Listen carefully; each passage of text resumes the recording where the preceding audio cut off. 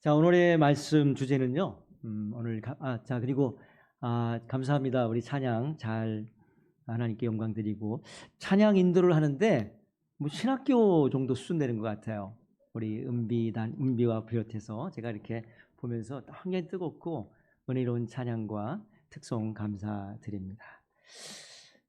첫 번째 보면 저희가 이제 세 번째 시간인데 오늘의 말씀은 이제 성경 인물을 알면 인생이 보인다. 성경 인물을 알면 성경이 보인다입니다. 사실은. 그러니까 성경 인물을 통해서 성경을 알고 성경 속에서 말씀하시는 인물을 통해서 나의 인생을 그리스도인은 어떻게 인생을 잘 살 것인가. 세 번째 시간인데요. 이번에는 이제 가인과 아벨은 두 번 정도 하게 되어 있습니다. 그래서 첫 번째 하고요. 다음 시간에 또 가인과 아벨에 대한 이야기를 또 하도록 할게요. 자, 가인이라는 이름은 어떤 이름이냐면 보여주시면 되겠습니다. 가인이라는 이름은 참 두 가지로, 여기 보여주세요. 넘겨주시면 우리가 구호를 안 해줬는데요. 구호는 원래 인밭이라고 했었잖아요, 그죠? 인밭이 인생을 바꾸는 시간. 이래서 이걸 빼뜨렸는데 인밭이 인생을 바꾸는 시간이다. 우리가 하나님 말씀을 통해서 인생을 바꿉시다 하는 것입니다. 물론 바꿨겠지만 예수 그리스도를 만남으로 인생이 바뀌었지만 그리고 성경을 통해서 성경 인물을 통해서 인생을 다시 한번 어떻게 잘 살 것인가, 하나님에게 칭찬받는 인생을 살 것인가에 관한 말씀을 드리도록 하겠습니다. 오늘 구호를 외치지 않고 넘어가도록 하겠습니다. 원래 가인이라는 이름은 약간 좀 이중적인 이름이 있어요. 이중적인, 넘겨주시면 됩니다. 이중적인 이름이 있는데 얻다라는 뜻이 있어요. 얻다. 그 다음에 이제 소유하라는 뜻이 있습니다. 그러니까 두 가지 이름이라는 게 뭐냐면 얻다, 소유욕이 좀 많은 이름 그대로 가인은 뭐가 많다고요? 소유욕이 좀 많아요. 욕심이 많은 자라는 뜻도 있어요. 근데 얻다라는 뜻의 또 하나의 의미는 원래 가인은 최초의 인간, 아담과 하와가 인간이잖아요, 그죠? 아담과 하와가 낳은 또 최초의 인간이기도 해요. 그래서 가인이 사실은 이 얻음이라는 것은 결국은 하나님으로 말미암아 얻었다, 그런 뜻을 갖고 있습니다. 그런데 아벨은 사실은 오래 못 살았습니다. 오래 못 살았다는 얘기는 가인보다 못 살았다는 얘기지 그렇게 금방 죽었다는 얘기는 아닙니다만 나이는 나오지 않아요. 성경은 자세한 몇 살에 죽었다는 나오지 않지만 허무하게 죽었다는 것이죠. 나중에 알겠지만 이제 가인이 형이었는데 아벨을 죽인 것입니다. 형으로부터 살인을 당한 그런 허무하게 죽은, 결혼도 못하고 죽은, 자녀가 없는 상태로 죽어서 허무하다, 공허하다는 그런 뜻을 담고 있습니다. 첫 번째 보면 성경에서 말하는 가인과 아벨을 좀 더 깊이 자세히 이야기를 또 하도록 하겠습니다. 첫 번째 1번, 가인은요 인류 최초의 아들이자 살인자입니다. 살인자라는 타이틀을 최초로 이제 걸머지게 된 아주 불명예스러운 사람이기도 해요. 그래서 아담이 그의 아내와 하와와 동침함에 하와가 임신하게 됩니다. 그래서 가인을 낳았어요. 근데 그 이름을 얻다라는 뜻을 갖고 있다 그랬죠, 그죠? 근데 이중적인 뜻을 갖고 있어. 얻다, 누구로부터? 여호와로부터가 중요한 것입니다. 여호와로부터 내 아들을 낳았습니다라는 고백을 누가 했다? 아담이 했다는 얘기예요. 아담이. 그런 얘기들입니다. 그래서 여기서 보면 여호와로 말미암아 득남하였다, 여호와로 말미암아 아들을 얻었습니다, 그런 뜻으로 해서 이중적인 언어, 하나는 소유라는 뜻도 있지만은, 소유는 좀 욕심이 많은 자라는 뜻도 있지만은, 한편으로 볼 때는 여호와로부터, 하나님으로부터 내가 아들을 얻었습니다라는 고백이 담긴 그런 의미를 담고 있는 그런 가인이기도 합니다. 그런 가인이었댔어요. 그리고 그렇지만 그 가인이 결국은 동생 아벨을 죽입니다. 어떻게 죽이게 되냐면 하나님께서 자기의 제사는 받아주지 않았어요. 왜 안 받아준가는 이제 좀 더 이야기를 나누도록 하겠습니다. 받아주지 않으니까 너무나 화가 난 나머지 동생의 재물을 받아주었기 때문에 하나님께 불평과 불만을 갖고, 그리고 아마 동생에게 시기와 질투를 했겠죠. 그래서 미워서 동생을 죽이게 됩니다. 그때 그냥 들에 있어서 죽은 건 아니에요. 둘 다 들에 있었기 때문에 죽은 게 아니라 들에 나가자, 그렇게 말을 했습니다. 들에 같이 나가자. 그리고 들에 나가서 들에 나간 것을 둘밖에 없는 것을 보고 약간 의도성을 갖고 가인이 그의 아우인 아벨을 쳐 죽이게 됩니다. 여기서 쳐 죽인다는 단어가 중요한데, 이게 히브리 언어로 보면은 하라그라고 하는 그런 언어입니다. 이 언어의 뜻은 뭐냐면 죽일 의도를 갖고 힘껏 내리쳤다는 뜻입니다. 그러니까 진짜 죽이려고 힘껏 내리친 거지 그냥 살살 다룬 것이 아닙니다. 한 방에 죽었는지 여러 방에 죽었는지 모르겠지만 아무튼 그 즉시 죽게 되었어요. 이거는 우발적인 사건이 아니고 의도적으로 살해 행위를 가리키는 것을 말하고 있는 것입니다. 그만큼 하나님으로부터 받은 아들이 너무나 악한 마음을 갖고 있었다. 이것이 왜 그랬을까? 이런 얘기들입니다. 그래서 그렇다면 아벨은 어떤 사람인가? 두 번째 보면 아벨은 창세기 4장 2절 말씀입니다. 제가 사실 성경 본문을 한 절만 읽었지만 4장에 나오는 1절부터 15절 말씀을 제가 오늘 할 것입니다. 성경을 보면서 하기도 하고 4장에 나오는 1절부터 15절에 나오는 오늘 말씀을 갖고 말씀을 드리는 것입니다. 4장 2절의 말씀입니다. 그가 또 가인의 아우 아벨을 낳았는데 아벨은 양치는 자였고 가인은 농사짓는 자였더라. 알고 보니까 아벨이란 사람은, 동생은 허무하다, 공허한 뜻을 갖고 있는데 그 이름의 뜻은 이런 뜻입니다. 삶의 괴로움과 공허함이 반영된 이름이라는 것입니다. 그의 직업은 성경에 보니까 양을 치는 목축업을 하는 사람이었구나. 가축을 이렇게 키우는 사람이라는 것을만 성경에서 보여주고 있습니다. 세 번째는, 그렇다면 이 동생 아벨은, 세 번째, 아벨은 과연 아벨의 재물은 왜 받아주었을까? 아벨의 재물은 왜 받아주었을까? 성경을 보면 창세기 4장 3절부터 4절에 보면 세월이 지났습니다. 그리고 가인은 땅의 소산으로 재물을 삼아 여호와께 드렸다 말씀하고 있고요. 아벨은 자기도 양의 첫 새끼와 그 기름을 드렸더니 하나님께서 아벨과 그의 재물은 받아주셨으나 가인 거는 받아주지 않았다는 말씀이죠. 그렇다면 왜 하나님께서 가인의 재물은 받아주지 아니하고 아벨의 재물은 받아주었을까라는 것입니다. 세 번째예요. 거기서 분명한 것은, 세 번째인데, 분명한 것은 재물 자체의 이유가 있는 건 아니에요. 재물 자체의 이유는 건 아닙니다. 재물의 무슨 예를 들어서 땅에 나오는 소산물 때문이다라는 것은 아니고요. 여기는 예를 들어서 양을 드렸기 때문에, 피를 흘렸기 때문에, 피의 제사기 때문에 그렇다는 얘기는 아닙니다. 문제는 재물의 종류의 문제가 아니라 사람의 문제입니다. 사람의 문제라는 것입니다. 하나님은 얼마나 경외하는 마음과 사랑과 믿음을 갖고 하나님께 온 마음과 온 정성을 다해서 무엇인가를 드렸는가 더 중요하다는 것입니다. 하나님께서는요, 재물에게 관심 있는 것이 아니고 사람에게 관심이 있어요. 사람이 이 자리에서 어떤 예배를 드리는가가 관심 있는 것입니다. 어떤 자세로, 어떤 마음으로 예배를 드리는가가 더 중요하다는 것입니다.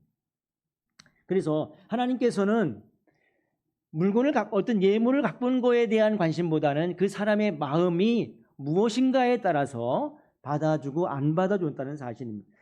여러분 잘 아시는 말씀 중에 예수님께서 헌금을 드리는 모습을 헌금을 드리는 성도들이 사람들이 헌금을 드리는 모습을 보셨어요. 마가복음에 나오는 말씀인데요. 가난한 과부의 헌금 이야기입니다. 한 번은 하나님께서 성전뜰에 앉으셔서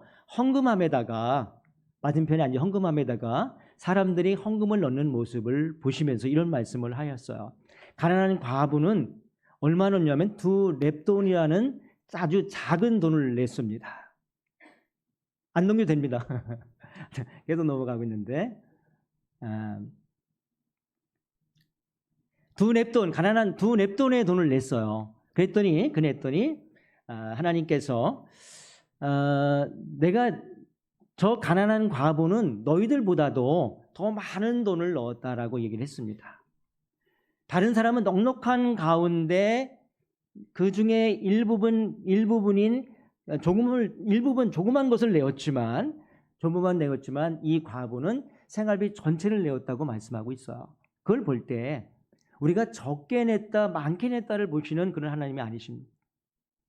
그러니까 우리의 마음을 보신다는 말씀을 성경은 우리에게 가르쳐 주고 있습니다. 그렇다면 네 번째, 가인의 재물이 왜 거부를 당했을까? 첫 번째, 저는 네 가지로 말씀을 드리겠습니다. 첫 번째는 믿음의 문제였다는 것입니다.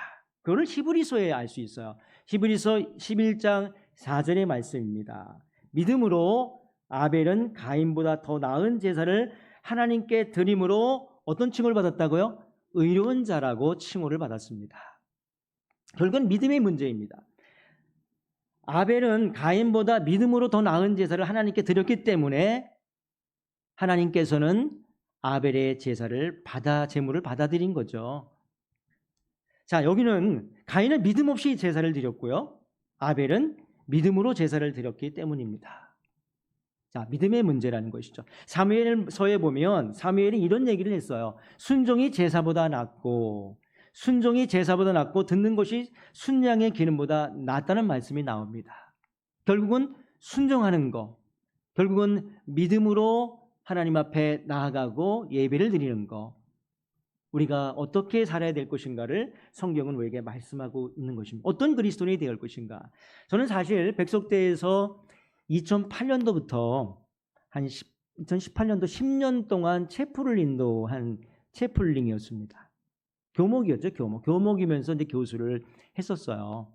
거기 보면 이제 학생들이 굉장히 많이 모입니다. 우리 은비도 알겠지만, 그죠? 은비도 알겠지만 많게 모이면 한 1200명도 1700명 들어가는데 밑에 친구들 하기 때문에 1200 정도 모이는데 그당 첫 번째 예배를 드리면 그 당시 백석대 같은 경우는 한 40% 정도는 예수님을 믿는 사람들이 왔어요. 50%, 많게는 50%. 지금은 거의 10% 될까요? 15% 될까요? 그러면 거기에 과연 예배를 드리는 모습이 우리의 모습하고 전혀 다릅니다. 그럼 그 예배를 하나님께서 받아들일 것인가? 그런 이제 고민을 하고 예배를 드립니다. 근데 저는 이런 기도를 하고 들어가요. 하나님, 이 중에 한 명이라도 진정한 하나님의 아들, 딸들이 예배 드리는 한 사람만 있으면 우리 예배 받아주세요. 라고 말입니다. 그렇게 기도를 해요. 기도하면요, 여러분들은 이렇게 말씀을 전하면 이렇게 받아들이는 마음이 벌써 있잖아요. 그죠? 스펀지처럼 팍 빨아들이지 않으세요? 맞죠? 거긴 튕겨와요.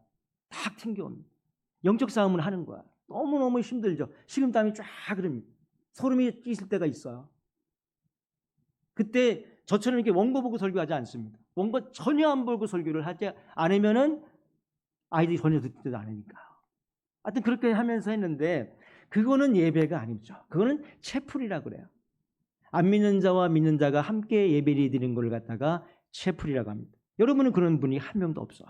오직 하나님 말씀과 이 예배가 너무 사모해서 점심 먹고 집에 가야 되는데 졸리고 힘들 때도 있을 텐데도 불구하고 이 더위에 이렇게 시간 2시까지 기다리면서 예배를 드린다는 것은 하나님 얼마나 기뻐하실까. 너무나 다르잖아요. 그죠? 채플 많이 드리면 뭐합니까? 그죠? 수천 명 드린다 하더라도 진정한 예배자가 한 명도 없다고 한다면 그 예배는 공예배가 되는 것이고 그냥 일반적인 모임이 되는 거 아니겠습니까? 하나님은 영이시니 예배하는 자가 영과 진리로 예배할지라고 성경은 우리에게 가르쳐 주고 있습니다. 두 번째 문제는 뭐냐면 회개의 문제예요. 회개. 여호와께서 가인에게 이르시되 말씀하셨어요. 내가 그러니까 자기의 재물을 받아들이지 아니하니까 가인이 너무 분하였어요. 분하여 어찌 됨이냐? 하나님께서 물어보신 거죠. 너무 분을 막 내니까 분하면 어찌 됨이냐? 안색이 변하면 어찌 됨이냐? 두 번 말씀하십니다. 어찌 됨이냐? 네가 얼굴빛이 변하는 게 왜 그러니? 어찌 그렇게 얼굴빛이 변하고 분내니? 라고 일부러 두 번 말씀하고 있었습니다. 그 이유는 뭐냐면 하나님이 가인의 분노에 대한 질책도 있었지만 동시에 가인이 회개를 촉구하는 하나님의 호소가 거기에 담겨 있다는 사실입니다. 그리고 하나님께서 가르쳐 주셔요. 성경에 나오는 말씀처럼 어떻게 가르치냐면 너에게는 올바른 일을 하였다면, 네가 만약에 올바른 일을 하였다면 어찌하여 얼굴빛이 달라지겠니? 그렇게 얘기하고, 내가 올바른 일을 하였으니, 올바르지 못한 일을 하였으니 죄가 너의 문에 도사리고 앉아서 너를 지배하려고 한다. 죄가 너를 지배하려고 한다. 너는 그 죄를 다스려야 한다라고 충고하십니다. 진정한 회개를 촉구하셔요. 그럼에도 불구하고 가인은 회개하지 않습니다. 예를 들어 그런 일을 저지르고 나서, 아벨을 죽이고 나서 하나님께서 물으셨어요. 네 아우 어디 있니, 아벨? 그랬더니 가인이 뭐라고 그랬냐면 회개를 하기는커녕 아주 당당하게 끝까지 죄를 고백하지 않고 오히려 내가 알지 못합니다, 내가 아우를 지키는 자입니까? 라고 반문해 버리죠. 만약에 가인이 회개를 했더라면 하나님이 다 아시는구나, 아무도 없어서 내가 동생 아벨을 죽인 거를 몰랐는 줄 알았는데 너무 미워서 죽였어. 너무 화가 나서 그냥 죽인 거잖아요, 그죠? 그랬는데 하나님 내가 자복합니다. 제가 죄인입니다. 저를 죽여주십시오. 라고 했다라고 한다면 어떻게 되었을까라는 생각을 한번 해봤습니다. 결론은 성경은 안 나와요. 결론이 왜냐하면 그쪽으로 가지 않았기 때문에 한번 생각해 보시기를 바라고요. 네 번째는 이제 삶의 문제입니다. 성경에 보면 이 바리새인과 서기관들 이야기가 나오잖아요. 서기관들의 이야기 나옵니다. 유다라는 사람도 그렇게 얘기했고요. 유다서에 보면 유다라는 사람도 가인의 길이라는 것에 대해서 말씀하고 있어요. 세 명을 얘기하고 있거든요. 바리새인을 비유법을 쓸 때 유다의 길을 가지 마, 발람처럼 살지 마, 그리고 고라처럼 폐역한 멸망의 길을 가지 말라고 얘기한 것처럼 얼마나 가인이 악하였으면 가인의 길을 가지 말라고 얘기했을까라는 것입니다. 요한일서를 썼던 요한도 가인같이 하지 말라고 경고하고 있습니다. 가인같이 하지 말라, 그는 악한 자다, 아우를 죽였다라고 말한 것처럼 이 성경에 요한과 그리고 이 유다서에서 얘기하는 걸 가만히 들어보면 이 삶의 문제가 있었다는 것입니다. 굉장히 악독한 자였고요, 사악한 자라고 표현하고 있고요, 타락한 자라고 말하고 있습니다. 그렇다면 우리가 이 말씀을 통해서 그리스도인으로서 우리가 오남 소망교회에 섬기는 성도로서 어떤 이야기를 드려야 될 것인가? 우리끼리는 괜찮아요. 장로님, 한만호 목사, 아니면 어느 집사님, 좋아, 여기는 잘 몰라요. 그런데 바깥에서 어느 교회, 어느 장로, 집사, 그 사람처럼 되지 마 라고 우리가 그런 얘기를 듣는다고 한다면 우린 과연 참된 그리스도인인가? 저도 참 두렵긴 해요. 저 사람 목사 같지 않아. 이러면 어떨까? 겁이 나는 거예요. 특히 저는 이제 학생들을 가르치는 사람이기 때문에요. 교수이기 이전에 목사, 근데 아이들은 잘 몰라요, 사실은. 저도 목사가 굉장히 부담스럽더라고요. 가르칠 때. 왜냐하면 성적을 줘야 되는데 A만 B만 줄 수 없잖아요. F도 줘야 되잖아요, 그렇죠? 그리고 출석을 잘못하면 또 뭐라고 한마디 해야 되니까, 이런 것들입니다. 아무튼 우리가 이 삶의 문제에서 가인을 통해서 어떤 인생을 살아야 되고 어떤 삶을 살아야 될 것인가, 칭찬받는 삶을 사시기를 저와 여러분에게 부탁을 드립니다. 네 번째는 뭐냐면, 네 번째는 우선순위의 문제입니다. 우선순위의 문제. 우선순위의 문제라는 것은, 가인은 땅의 소산으로 제물을 삼아서 하나님께 드렸어요. 이거는 성경적이지는 않아요. 구약 성경에 보면 첫 이라고 하는 부분, 첫 번째 열매를 하나님께 드리라는 말씀이 나오거든요. 첫 번째 열매 보죠. 제가 이제 출애굽기 23장에 나오는 말씀인데요. 내 토지에서 처음 거둔 열매의 가장 좋은 것을 가져다가 너희 하나님 여호와의 전에 드릴지니라 이렇게 나오거든요. 그리고 잠언서 3장 9절에도 보면 내 재물과 내 소산의 처음 익은 열매로 여호와를 공경하라. 그렇게 성경을 가르치고 있습니다. 자, 네 번째 하고 있는 거예요. 우선순위 아직은 그렇습니다. 자, 첫 번째, 그러니까 성경적이지 않아요. 성경에서는 첫 번째라는 것은 결국은 우선순위, 첫 번째에서 뭐 그런 어떤 뭐 그런 뜻이라기보다는 저는 이렇게 해석합니다. 우선순위다 이거죠. 우선순위. 첫 번째에 가장 좋은 거, 가장 우선적으로 떼놓는 거, 가장 구별시켜 놓는 거, 최우선으로 하나님께 드리는 거. 예를 든다면 이런 것들입니다. 우리가 이제 소득을 얻게 되잖아요. 월급을 받았어요. 다 쓰고 남는 것을 10의 1조로 드린 것이 아니고 다 쓰고 남는 거예요. 만약에 조금밖에 안 남아. 어떡하지? 10의 1조 그냥 드려. 이게 아니라 10의 1조는 먼저 떼어놓고 시작을 하라는 것이죠. 그냥 어렵습니다. 사실은. 지금 내일 모레 월세가 나가야 되고 뭐가 다 통장에 보면 여러분들 통장으로 돈 나오는 거 아니잖아요. 그죠? 통장으로 돈 나와요. 돈 나오긴 하지만 그것이 전부 다 은행에서 다 빼가잖아요. 이자로도 빼가고 뭐 카드비스로도 빼가고 다 빼가기 때문에 남는 게 없어질 수 있어요. 그렇지만 일단적으로 이런 마음을 이 우선순위라는 문제는 이런 거라는 거죠. 가장 우리가 현실적으로 현대에 어떻게 그리스도인으로서 적용할 것인가는 최우선적으로 빼놔야 된다. 하나님께 드려야 된다는 말씀을 드리고 싶어요. 구별된 것을 먼저 드리십시오라는 것입니다. 그 다음에 주일날의 우선순위는 과연 무엇일까? 주일날의 우선순위는 과연 무엇일까? 물론 이제 경찰, 소방관, 의사 이런 사람들은 주일을 지키고 싶어도 못 지킬 수 있어요. 근데 주일 성수를 빼고 다른 데 먼저 그 우선순위를 정하는 것은 그리스도인으로서의 삶에서 한번 제고해 주고 그런 분들은 여기 없는 것 같아요. 그죠? 당연히 없죠. 이 오후 예배까지 드리는 분들인데 여러분들은 아니라고 생각합니다. 그렇지만 보통 젊은 친구들이 대학교 들어와서 신앙을 잃은 친구들을 가만히 보면 고등학교 3학년 때 잃어버리더라고요. 저는 면담을 해봅니다. 기독교인이었어? 지금은 아니래. 왜? 고등학교 때 성적 때문에 입시 때문에 저 교회에 안 나갔습니다. 신앙을 잃었어요 라는 친구들이 있었어요. 우선순위가 잘못되어 있는 거죠 사실은. 그럼에도 불구하고 신앙생활을 잘했으면 신앙을 잃지 않았을 텐데 라는 것입니다. 행복의 조건, 그리스도인의 행복의 조건도 마찬가지입니다. 여기 그림이 나오죠.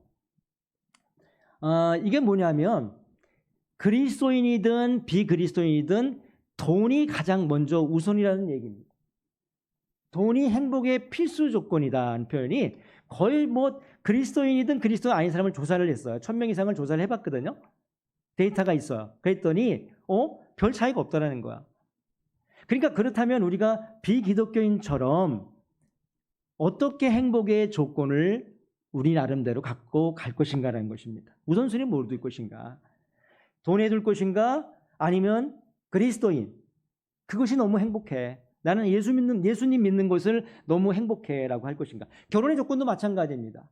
예수 믿는 사람들을 배우자로 삼을 것인가? 배우자를 택할 것인가? 아니면 직장 좋고 명문가의 가정과 비기독교인인데 결혼할 것인가도 우리가 정할 문제입니다. 그러나 성경은 어떻게 말씀하고 있는가? 가이드라인을 주고 있죠. 인간관계도 마찬가지고요. 그 다음에 자녀 교육에서도 마찬가지입니다. 자녀 교육도 우선순위를 어디에 둘 것인가? 어디에 포커스를 맞춰서 우리가 가르쳐야 할 것인가? 부모로서 앞으로 부모가 될 사람 우리 청년들도 마찬가지고 저는 사실 요거 끝나면 이제 세미나를 해요. 세미나를 우리 청년들과 고등학생들 대상으로 해서 자기와 미래 디자인. 요거는 이제 지금은 이제 성경을 갖고만 얘기하지만 거기에는 사회과학적인 부분들, 그다음에 성경과 여러 가지 자기를 먼저 알아가는 거, 그리고 어떻게 인생을 살 것인가에 관한 얘기를 하고 있습니다. 근데 참 열심히 듣는 것 같기도 해요. 거기 보면 제가 매일같이 감사일기를 쓰십시오. 행복의 조건이 무엇인가를 얘기를 할 겁니다. 아마는. 그렇습니다. 우선순위의 문제. 다음에 그렇다면 가인이라는 사람은 과연 성품, 옮겨주시면 됩니다. 가인이라는 사람은 과연 성품이 어떤 성품인가? 이런 얘기 드립니다. 전 두 가지로, 세 가지 나올 수 있는데 두 가지로만 얘기를 드릴게요. 처음에 분노를 참지 못하는 사람이었다. 여러분이 한번 성경 한번 읽어주시겠습니다. 하나 시작.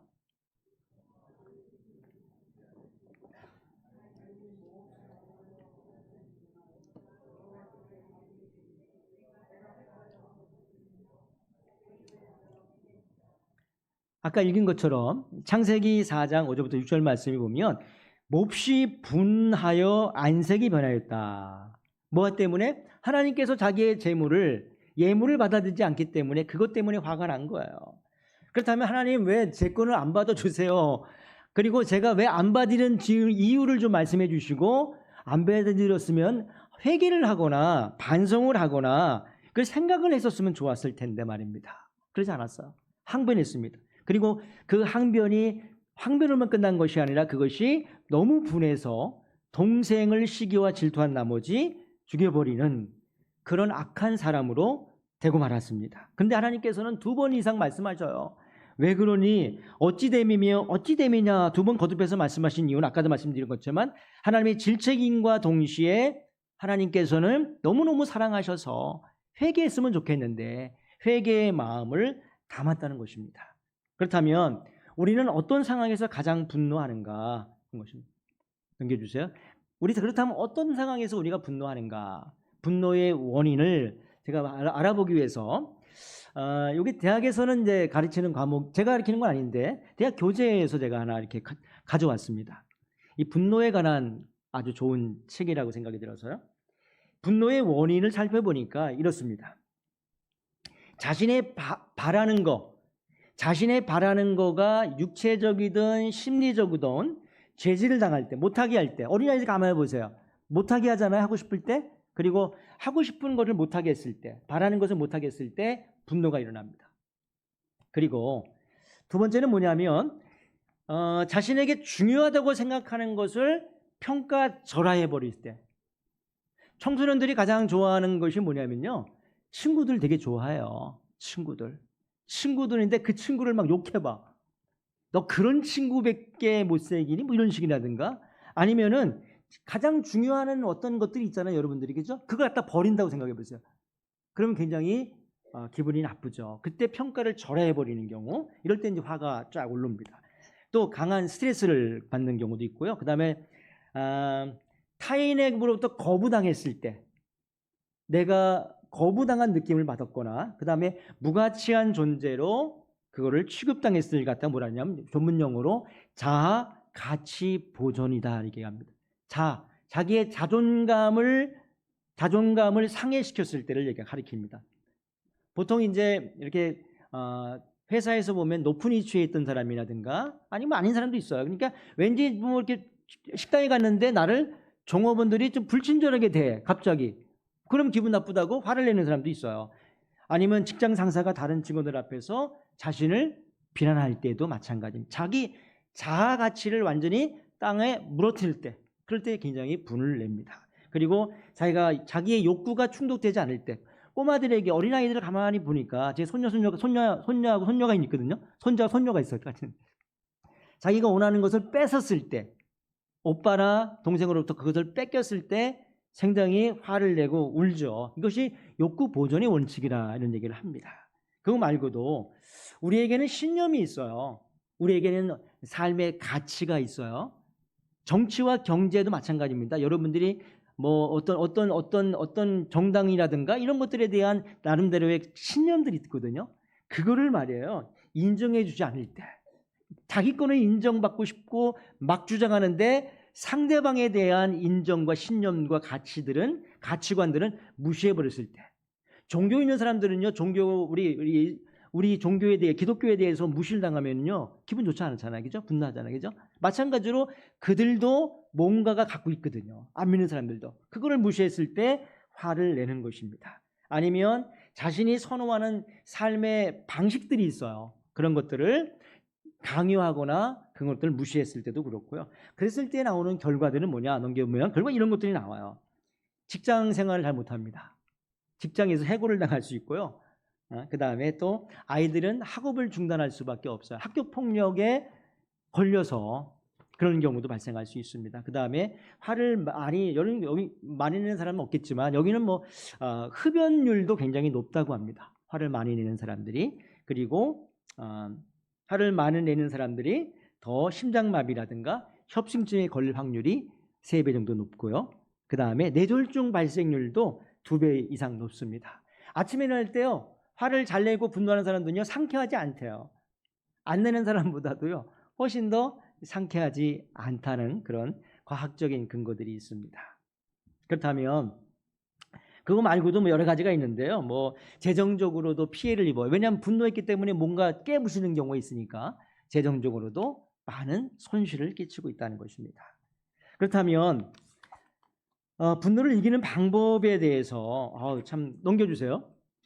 사실은 이제 분노를 막는 방법이 뭘까? 근데 여기 이제 인디언에 있었던 제가 이제 곰을 잡는 방법인데요. 곰이 이 잡는 방법은 바위에다가 큰 돌에다가 꿀을 발라 놓습니다.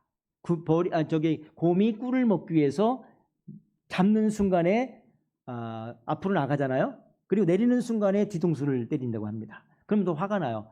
그러면 더 세게 때린다고 합니다. 그랬을 때 다시 계속해서 반복되기 때문에, 왔다 갔다 반복되기 때문에 곰이 자동적으로 분노 때문에 인디언들이 곰을 잡아서 야, 분노하지 말아야 되는구나, 이런 교훈을 얻는다고 해요. 하나 넘겨주시면, 사실 여러분들 요거는 이제 스포츠맨십으로서는 상당히 라켓을 부르는 사건들이 사실은 2023년도에 있었어요. 이번에 올림픽을 많이 보셨겠지만 매너 있게 한 우리 삐아기 칭찬 많이 받잖아요, 그죠? 일본 선수 이렇게 껴안아줬는데 웃으면서, 그리고 나서 울었답니다. 그게 좋아요. 겉으로는 막 웃어 잘했는데 실기 가서 삐아기가 막 그런 얘기가 제가 들었는데, 반대로 이 선수는 권순우 선수라고 아주 비매너 논란으로 있었는데, 원래 세계 랭킹에 그 태국 선수였었어요. 636등의 선수에게 1대1로 패하고 나서 본인은 몇 등인가 봤더니 세계 랭킹 112였댔어요. 본인이 높으니까 졌단 말이죠. 그러니까 라켓을 집어 던지고 부시고 막 이래 갖고요. 그로만 끝난 것이 아니에요. 매너가 나쁘다는 얘기만 듣는 것이 아니고 자기 여자친구로부터 해고를 당했어요. 여자친구를 안 하겠다. 그래서 이제 여자친구도 떨어져 나가는 그런 결과를 낳았다고 합니다. 책에 보면 승리하는 아이를 키우려면 지는 법부터 가르쳐라 라는 책이 있어요. 제목 괜찮죠, 그죠? 자, 우리가 승리하는 아이를 키우려면, 승리하는 사람이 되려고 하면 어떤 사람이 되느냐면 지는 법을 알아야 된다는 것입니다. 근데 우리는 계속해서 부모님들이나 학교에서 뭘 배워요? 이기는 법만 배운다는 것입니다. 사실. 자, 그렇다면 성경에서 하나의 예를 제가 들도록 하겠습니다. 다윗 이야기를 드릴게요. 분노를 잘 다스려서 하나님 앞에 사랑받은 다윗의 이야기를 하려고 합니다. 사무엘상 25장에 나오는 말씀인데요. 사무엘상 25장에 나오는 말씀인데 30절과 31절에 보면 이런 얘기가 나옵니다.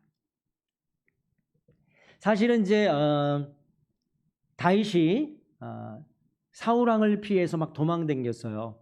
바란이라는 이제 광야에 있었습니다. 그때 부하들이 거지들 뭐 이렇게 뭐 돌아다니면서 뭐 한 사람들 하고 한 400명 정도가 이제 모이게 되었습니다. 모이게 되었어요. 그래서 그 주변에 있는 사람들을 이제 보호도 해주고, 양치는 사람들도 이렇게 사람들이 못 오게 막아주고 해서 했는데, 때가 되었어요. 양치는데 나발이라고 하는 나발이라고 하는 지역이 있었거든요.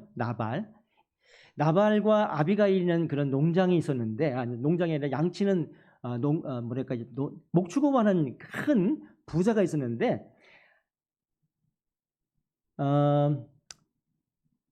다윗이 자기 부하들 10명을 보내서 거기 가서 좀 양을 깎는 거에 가서 뭐 이렇게 좀 쉽게 설명하면 뭐 좀 얻어와라고 얘기를 했는데 거절을 당하게 됩니다.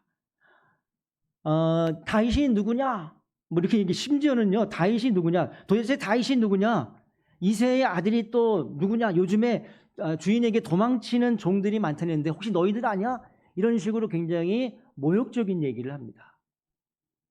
사실은 다윗 때 부하들과 다윗 때문에 보호를 받아서 양도 치고 부자가 된 것도 있었는데도 불구하고 굉장히 나발이 아주 기분 나쁘고 분노를 일으킬 수밖에 없는 이야기를 하게 됩니다.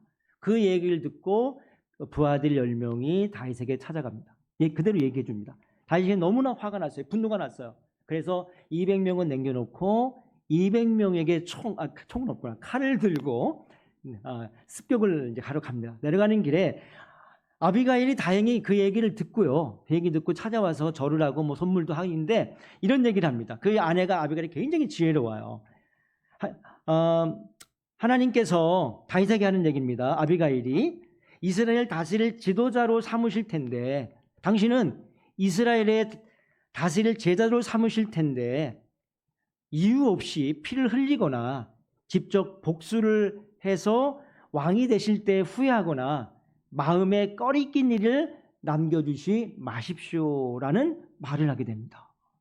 보통은요 그런 상황에서 분노를 통제하기 참 어렵거든요.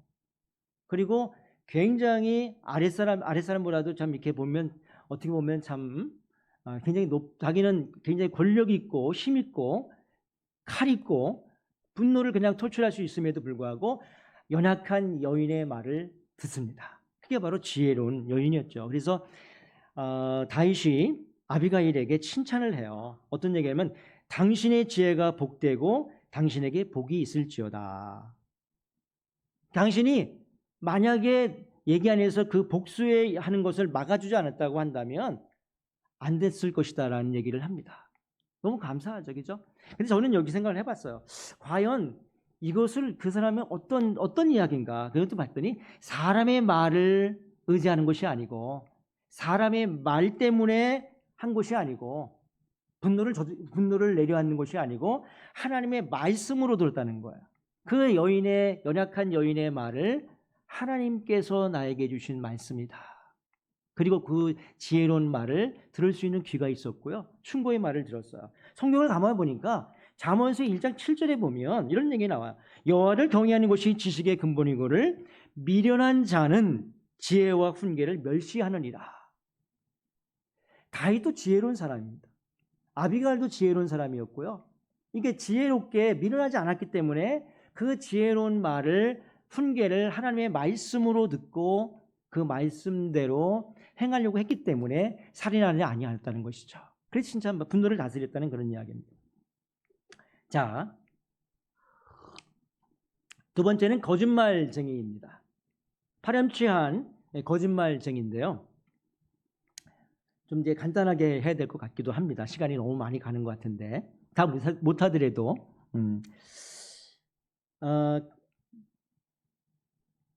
가만있어 보세요. 잠깐. 이게 좀 3시에 끝나는 거니? 3시 반에 끝나는 3시 반에 끝나는 거예요? 죄송합니다. 하여튼 3시 반까지 하도록 하겠습니다. 저도 할지도 모르겠지만 내가 지금 2시 반을 3시로 생각을 했어요. 2시에 시작했기 때문에 진짜 장로님 맞아요? 3시 반 맞아요? 알겠습니다. 파렴치한 거짓말쟁이입니다. 그래서 하나님께서 가인에게 물었어요. 너희 아우가 어딨냐 했을 때 모릅니다. 저는 아우를 지키는 사람이 아닙니다. 근데 사실 그렇잖아요. 자기 형제고, 그죠? 형제를 죽여놓고 어떻게 태연스럽게 너 그렇게 거짓말을 할 수 있을까? 그래서 제가 파렴치한 거짓말쟁이다라는 얘기를 했습니다. 자신의 죄악을 전혀 개의치 않고 파렴치한 행위를 하고 형제를 걱정하고 보호해야 될 형이, 그죠? 인간의 어떤 인간의 어떤 마음과 도리가 전혀 없는 그런 사람이라고 생각이 들었습니다. 6번째는 그렇다면 가인의 인생은 어떤 인생을 살았을까? 영원한 방랑자의 인생을 살았습니다. 그래서 창세기 4장 11절부터 12절에 보면 다 읽지 않겠습니다. 너는 땅에 피하며 유리하는 자가 되리라 그랬습니다. 유리하는 자가 된 거예요. 사실 하나님께서 땅을 저주하십니다. 그래서 이제 내가 땅에서 저주를 받을 것이다. 그 땅이 너를 입을 벌려서 너의 아우의 피를 너희 손에 받아 마셨다. 내가 밭을 갈아도 땅이 이제는 너희 호력을 나타내지 않을 것이다. 열매가 없다는 거예요. 땅이 저주를 받았기 때문에 네가 가인이 밭을 가둬도 소산할 것이 없다라고 얘기를 합니다. 그렇게 저주를 받게 됩니다. 그리고 나서 너는 그 땅이라는 것은 어떤 땅이냐? 지금 살고 있는 땅이에요. 에덴 땅의 동쪽입니다. 그 땅에서 너가 쫓겨나서 피하게 될 것이다. 여기서 피하다는 단어가 무슨 뜻이냐면 어떤 만족이나 행복을 얻으려고 현대인처럼 여러분은 안 다르죠? 어떠한 만족과 행복을 찾아서 그냥 불확실한 미래를 향해서 비틀거리고 나가는 모습입니다. 여러분은 그렇지 않아요. 여러분은 본향을 향해서, 천국이라고 하는 본향을 향해서, 목적과 목표를 향해서 어떤 행복이라는 것을 알고 가잖아요. 그죠? 근데 그런 것들 없이 그냥 먹고 살기 위해서, 돈을만 벌기 위해서 살아가는 그런 모습을 얘기하는 것입니다. 그 다음에 유리한다는 뜻은 뭐냐면 안식을 찾지 못하고 고통스러운 그런 상태를 얘기하는 것입니다. 결국은 뭐냐면 불확실한 미래를 향해서 일정한 안식처를 놓지 못하고 진정한 행복이라는 것을 알지 못하고 영원한 방랑자로 살아가게 되었다는 것입니다. 그런데 두 번째는 뭐냐면 불평과 원망의 삶을 살아가게 됩니다. 불평과 원망의 삶을 살아갑니다. 사실은 가인이 하나님께 내 죄가 죄벌이 지기가 너무나 무겁습니다라고 해요. 사람을 죽여놓고 동생을 죽여놓고도 그 죄를 회개하는 것이 아니라 너무 힘듭니다 라고 고백을 했다는 사실이에요. 그 다음에 세 번째 인생은 뭐냐면 어떤 인생을 살았냐면 하나님과 관계가 깨진 삶을 살게 됩니다. 여기 보면 주께서 오늘 지면에서 나를 쫓아내시온 즉 내가 주의 낯을 배웁지 못합니다. 주의 낯을 배우지 못한다는 것은 주님의 지면이라는 것은 아까 말씀드린 에덴 주변의 땅입니다. 에덴 주변의 땅으로부터 하나님의 낯을 뵈지 못하는 상태로 가게 됩니다. 하나님 낯을 뵙지 못했다는 것은 뭐냐면 하나님과의 만남, 관계가 깨졌다는 것이거든요. 관계가 깨졌어요. 그래서 관계가 단절된 상태로 인생을 살아가는 그런 신세가 되고 맙니다.